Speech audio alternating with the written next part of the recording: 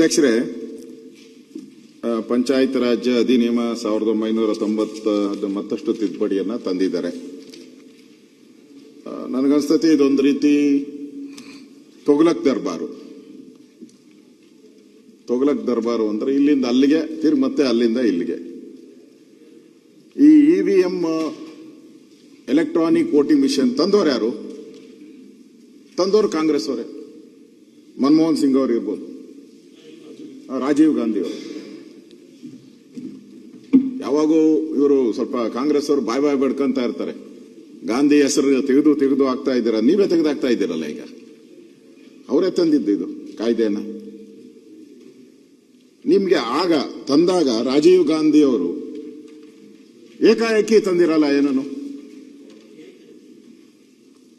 ಏಕಾಏಕಿ ಅಂತಂದಿರಲ್ಲ. ನೂರಾರು ಅಧಿಕಾರಿಗಳು, ಅದಕ್ಕೆ ಎಕ್ಸ್ಪರ್ಟ್ಸು, ತಜ್ಞರು ಎಲ್ಲ ಮಾಹಿತಿ ತಗೊಂಡು ಒಂದು ಕೇಂದ್ರ ಸರ್ಕಾರ ತಂದಿರುತ್ತೆ.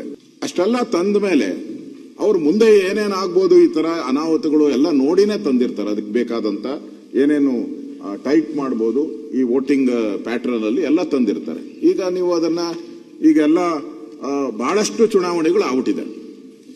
ಈಗ ಸುಪ್ರೀಂ ಕೋರ್ಟ್ಗೂ ಕೇಸ್ಗಳು ಹೋಗಿದೆ, ಬಹಳಷ್ಟು ಕೇಸ್ಗಳು ಹೋಗಿದೆ. ಸುಪ್ರೀಂ ಕೋರ್ಟ್ ಕ್ಲಿಯರ್ ಆಗಿ ಹೇಳಿದ್ದಾರೆ, ಈ EMEಯಲ್ಲೇ ಚುನಾವಣೆ ನಡಿಬೇಕು ಅಂತ ಹೇಳಿದ್ದಾರೆ.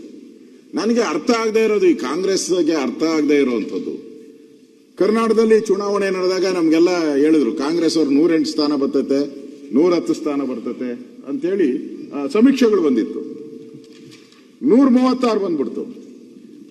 ಅವ್ರು ಹೇಳಿದಲ್ಲ ಮಹಾರಾಷ್ಟ್ರದ ಅದೇನೋ ಏರ್ಬಿಡ್ತು ಅಂತ, ಹಂಗೆ ಇಲ್ಲೂ ಏರ್ಬಿಡ್ತು.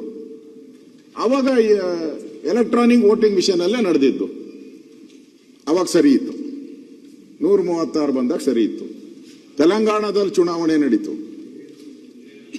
ಅಲ್ಲೂ ಕಾಂಗ್ರೆಸ್ ಇರಲೇ ಇಲ್ಲ. ಅಲ್ಲೇನು ಕಾಂಗ್ರೆಸ್ ಗೆದ್ದು ಬಿಡ್ತು. ಅಲ್ಲಿ ಎಲೆಕ್ಟ್ರಾನಿಕ್ ವೋಟಿಂಗ್ ಮಿಷನ್ ಸರಿ ಇತ್ತು. ಮೊನ್ನೆ MP ಎಲೆಕ್ಷನ್ ನಡೆತು. ಈ ರಾಜಣ್ಣವ್ರು ಇಲ್ಲ, ರಾಜಣ್ಣವರು ಒಳ್ಳೆ ಡೈಲಾಗ್ ಹೊಡೆದಿದ್ರು. ರಾಜಣ್ಣ ಅವರು ಮಂತ್ರಿ ಆಗಿದ್ದವರು. MP ಎಲೆಕ್ಷನ್ ಬಂತು. MP ಎಲೆಕ್ಷನ್ ಅಲ್ಲಿ ಮತ್ತೆ ಕಾಂಗ್ರೆಸ್ ಪಲ್ಟಿ. ಕರ್ನಾಟಕದಲ್ಲಿ ನಾನು ಹೇಳ್ತಾ ಇರೋದು, ಕರ್ನಾಟಕದಲ್ಲಿ ಅವಾಗ ಚರ್ಚೆ ಶುರುವಾಯಿತು. ಕಾಂಗ್ರೆಸ್ ಅಲ್ಲೇ ಚರ್ಚೆ ಶುರುವಾಯಿತು. ನಮ್ಮವರೇ DC, ನಮ್ಮವರೇ ತಹಸೀಲ್ದಾರು, ನಮ್ಮವರೇ ಅಲ್ಲ, ನಾವ್ಯಾಕೆ ಸೋತ್ರಿ ಅಂತ. ಅಂದ್ರೆ ಮೋಸ ಹೆಂಗಾಗ್ತೈತೆ ಎಲ್ಲ. ಇವರು ನೀವ್ ಹಾಕಿರೋ DC, ನೀವ್ ಹಾಕಿರೋ AC, ನೀವ್ ಹಾಕಿರೋ ತಹಸೀಲ್ದಾರ್ರೆ ಚುನಾವಣೆ ನಡೆಸೋದು. ಏನು ಒಬ್ಬ ತಹಸೀಲ್ದಾರು, ಒಬ್ಬ 100 ಜನ ತಹಸೀಲ್ದಾರ್ಸು, 100 ಜನ AC ಕೆಲಸ ಮಾಡಿರ್ತಾರೆ. ಎಂಟೈರ್ ಸಿಸ್ಟಮು ನಿಮ್ಮ MLAಗಳು ಹೇಳಿದ ರೀತಿ, ನಿಮ್ಮ ಮಿನಿಸ್ಟರ್ಗಳು ಹೇಳಿದ ರೀತಿ ಅಧಿಕಾರಿಗಳನ್ನ ಪೋಸ್ಟಿಂಗ್ ಮಾಡಿರ್ತೀರ. ಅವ್ರ ಮೇಲೆ ನಂಬಿಕೆ ಇಲ್ಲ ನಿಮ್ಗೆ, ಅವ್ರ ಮೇಲೆ ವಿಶ್ವಾಸ ಇಲ್ಲ. ನೀವು ಸೋತ್ರಿ ಅಲ್ಲಿ, ಎಲೆಕ್ಷನ್ ಅಲ್ಲೂ ಸೋತ್ರಿ ಅಲ್ಲಿ. ಅದಕ್ಕೆ ರಾಜಣ್ಣವರು ಹೇಳಿದ್ರು ನಮ್ದು ತಪ್ಪು ಅಂತ ಹೇಳಿದ್ರು. ವೋಟರ್ ಲಿಸ್ಟ್ ಮಾಡೋದ್ರಿಂದ ಎಲ್ಲದರಿಂದ ಹಿಡಿದು ತಪ್ಪು. ನಾನು ಹೇಳೋದು, ನಿಮ್ಮಲ್ಲಿ ಸೋಲೋದಕ್ಕೆ ಏನೋ ಒಂದು ಪ್ರಾಬ್ಲಮ್ ಇರಬೇಕು, ಅದನ್ನು ಹುಡುಕೋದು ಬಿಟ್ಬಿಟ್ಟು ಇಲ್ಲದೆ ಇರೋ ಪ್ರಾಬ್ಲಮ್ಗಳನ್ನೆಲ್ಲ ಹುಡುಕಕ್ಕೆ ಹೊರಟಿದ್ದೀರ. ಪ್ರಾಬ್ಲಮ್ ಎಲ್ಲಿದೆ ಅಲ್ಲಿ ಹುಡುಕಿ. ಎಲ್ಲಿ ಬೀಗ ಕಳ್ಕೊಂಡಿದ್ದೀರೋ, ಚಾವಿ ಎಲ್ಲಿ ಕಳ್ಕೊಂಡಿದ್ದೀರೋ. ಹಿಂದೆ ರಾಜೀವ್ ಗಾಂಧಿ ಅವರು ಇದ್ದಾಗ ಎಷ್ಟು 415ರಿಂದ 45ಕ್ಕೆ ಬಂತಲ್ಲ. ಅದಕ್ಕೆ ಅಲ್ಲಿ ಏನ್ ಪ್ರಾಬ್ಲಮ್ ಅನ್ನೋದು ಹುಡುಕ್ಬೇಕು. ಲೀಡರ್ಶಿಪ್ ಪ್ರಾಬ್ಲಮ್, ಸಂಘಟನೆ ಪ್ರಾಬ್ಲಮ್ ಏನಿದೆ ಅಂತ. ಬೀಗ ಕಳೆದೋಗಿರೋ ಕಡೆ ಹುಡುಕ್ದಿರೆ ಎಲ್ಲೆಲ್ಲೋ EMEಗಳಿಗೆಲ್ಲ ಹೋಗಿ ಹುಡುಕಿದ್ರೆ ಉಪಯೋಗ ಏನ್ ಬರ್ತೈತೆ? ಕರ್ನಾಟಕದ ಕಾಂಗ್ರೆಸ್ ಪಾರ್ಟಿದ ಏನಾನ ಸ್ವಂತಿಕೆ ಇರ್ಬೇಕಲ್ಲ, ಸ್ವಂತಿಕೆನೇ ಇಲ್ಲ. ಡಿಪೆಂಡೆಂಟ್ ತರ ಮಾತಾಡ್ತಾ ಇದ್ದೀರಾ. ಅಲ್ಲಿದೆ ಇಲ್ಲಿದೆ ಅಂದ್ರೆ ಯೂಸ್ಲೆಸ್ ಅಂತ ಈ ಗವರ್ಮೆಂಟ್.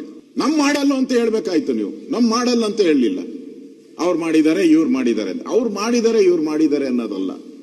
ನಾವು IT-BTಯಲ್ಲಿ ಮುಂದೆ ಇರುವಂತ ರಾಜ್ಯ. ನಾವು ಇಡೀ ದೇಶದಲ್ಲಿ IT-BTಯಲ್ಲಿ ನಾವು ಮುಂದೆ ಇದ್ದೀರಿ, ಟೆಕ್ನಾಲಜಿಯಲ್ಲಿ ನಾವು ಮುಂದೆ ಇದ್ದೀರಿ.